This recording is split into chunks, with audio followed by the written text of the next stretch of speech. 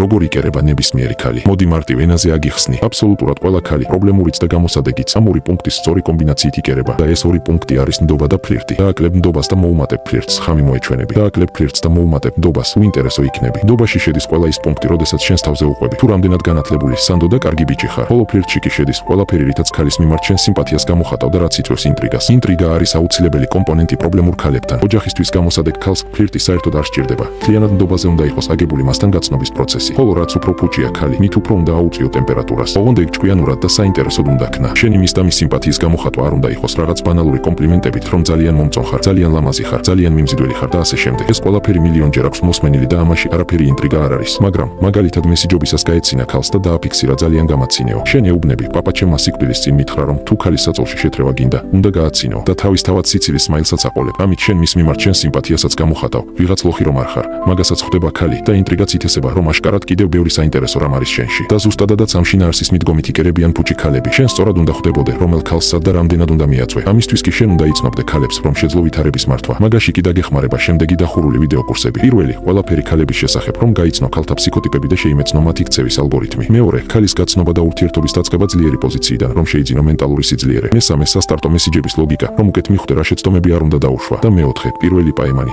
დეტალურად გაიგებ თუ რა ტიპის შემოწმებებს ატარებს ქალის ქვეცნობიერი პირველ პაემანზე. შესაძენად მომწერე WhatsApp-ზე.